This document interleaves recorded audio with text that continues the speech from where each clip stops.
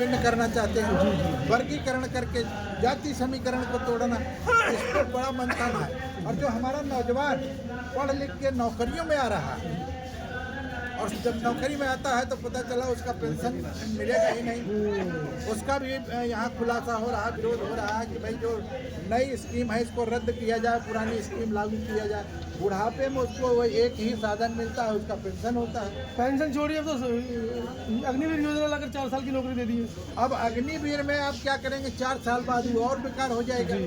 फिर क्या करेगा, सिखा के आप उसको कहीं रोड पर डाल देंगे तो फिर क्या करेगा, परिवार चलाने के लिए फिर लूट मार करेगा। इसलिए स्थायित्व करना चाहिए, स्थायित्व नौकरी देनी चाहिए। और जो ये 5 किलो राशन वासन दे के ये लोगों को बरगला रहे हैं, वो भी नहीं होना चाहिए।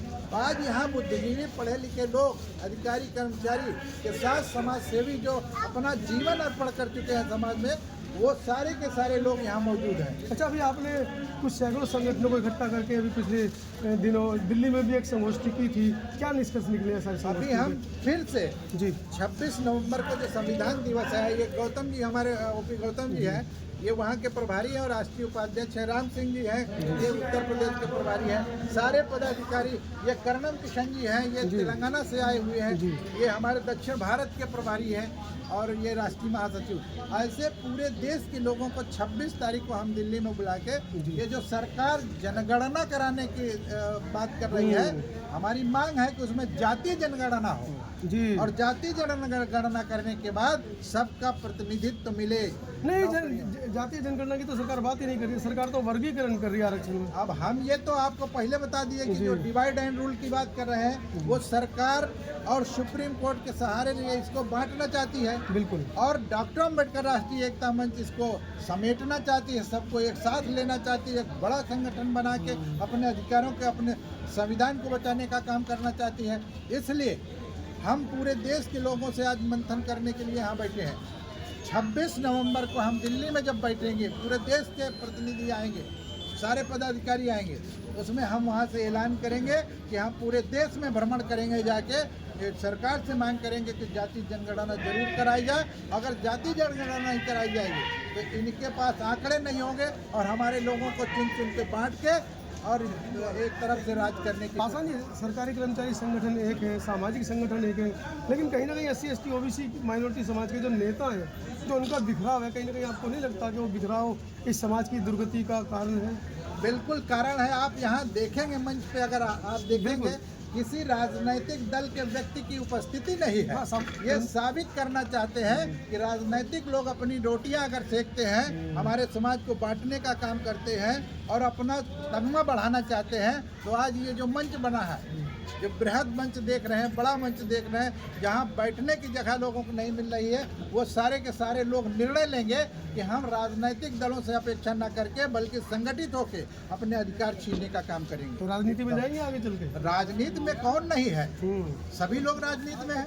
जो कहते हैं मुझमें राजनीति से कोई मतलब नहीं, वो भी राजनीति में है। वोट डालते हैं, वोट डालते हैं, और वोट डालते हैं तो चुन के डालते हैं कि मेरी कौन पार्टी है।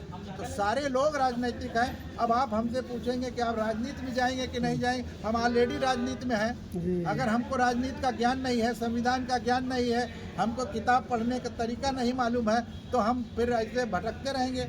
हमको राजनीतिक शास्त्र भी पढ़ना आता है, संविधान भी पढ़ना आता है, और जो अधिकार है उसको भी जानते हैं। इसलिए हमको ये ना कहा जाए कि कब राजनीति में जाएंगे। हाँ, हम अपने लोगों से बात करेंगे, बात करके अगर नहीं, आपके जैसे साथियों को राजनीति में जाना बहुत जरूरी है, अम्बेडकरवादी लोगों का, क्योंकि इस देश की सरकारें अगर डरती हैं तो अम्बेडकरवादी नेता से डरती हैं। देखिए, अगर अम्बेडकरवादी सही अम्बेडकरवादी है तो वो थर्राएंगे, कांपेंगे, और जैसे कहते ना कि शिक्षा वो शेरनी का दूध है, जो जितना पिएगा उतना दहाड़ेगा। पीने की बात नहीं है, कोई पीता उता नहीं, दूध पीने से कोई बलवान नहीं होगा।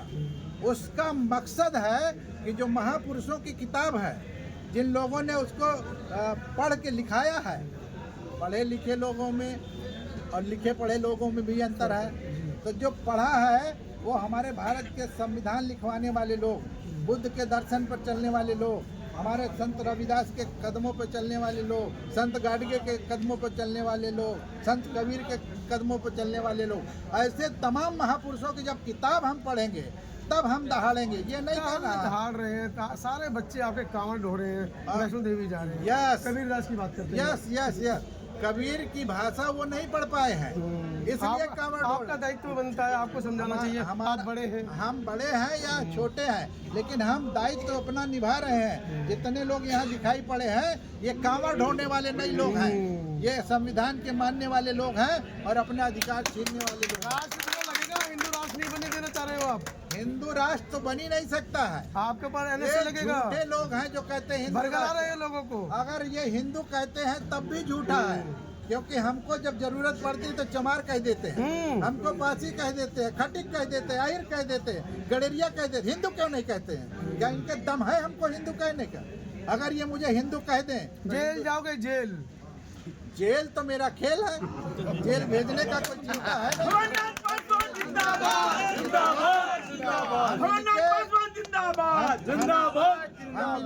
हम इनके बनर घुड़की से डरने वाले नहीं है। योगी प्रशासन एनएसए लगा देगा आपके ऊपर।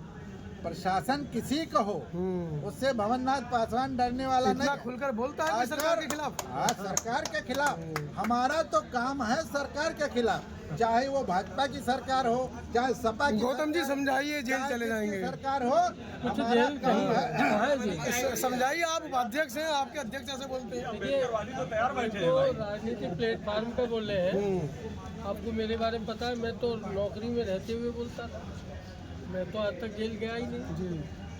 लोग कहते हैं मैं 10 बार गया, 20 बार गया, और जेल जाने के भी रास्ते बहुत हैं। मैं आप अपना उदाहरण देता हूँ कि मंडी हाउस पर 90 में धरना प्रदर्शन चला 40 दिन, और मैं मंडी हाउस के गेट पर उसी विभाग में नौकरी करता था और 40 दिन धरने में बैठा। मुझसे पूछते थे कि भाई तुम्हारा फोटो खींच के किसी ने दे दिया तुम्हारी नौकरी चली जाएगी। मेरी नौकरी नहीं जाएगी, मेरे पास रास्ता है, इसलिए मैं बैठा हूँ यहाँ। भाई ये तो उत्तर प्रदेश की दिल्ली के, इनके पास तो रास्ता है। आप तेलंगाना में जाके फंस जाओगे, क्या करोगे भाई? तेलंगाना नहीं, पूरा ऑल इंडिया में हमें कोई फंसाने वाले कोई नहीं। फोटो खींच रहा है, वीडियो बन रही है। फोटो खींचो, नंगा भी ठहरेंगे, हम डरने वाले नहीं। ये बाबा साहब अम्बेडकर के वरदान है। हम अब ये यानी बाबा साहब अम्बेडकर उसूल पे चलने वाले वो कारवां को आगे बढ़ा रहे। ये नन्हे मुन्ने के तरह ये हिंदू समाज वो समाज बोलते हो, हम डरने वाले नहीं। हमको क्यों हिंदू नहीं बोलते? अभी तो हमारे अध्यक्ष जी बताए, हमारे को काम आया सोगत हिंदू बोलते, उसके बाद में गड्डिया बोलते, उसके बाद में चम्बार बोलते, माला बोलते, मादिगा बोलते। ये राजनीतिक क्या चटाते हो इन लोगों को? इतना मतलब द्रोह है इनके अंदर, रोष इतना है इनके अंदर। हमने कहा ना कि पढ़े लिखे लोग हैं ये लोग, ये किसी के चटाने और बहकाने वाले नहीं हैं। ये तो बहकाने वाले 5 किलो राशन वाले होंगे, तो हमको कौन बहका लेगा? हम तो सब कुर्बान करने वाले लोग हैं। और तेलंगाना से, कर्नाटक से, केरल से, तमिलनाडु से, आंध्रा से, दिल्ली से और उत्तराखंड से, मध्य प्रदेश से, सारे उत्तर प्रदेश के, गोवा से भी आए हैं, गोवा से भी आए हैं, असम से आए हैं, असम से भी आए हैं, अरुणाचल प्रदेश से भी आए हैं, मणिपुर से आए हैं। जो मैं कह रहा हूँ कि 26 प्रदेशों से लोग आए हैं, वो यहाँ दिख रहे हैं, और जो दिखता है वही बिकता है। ये डॉक्टर अम्बेडकर राष्ट्रीय एकता मंच। संविधान के हिसाब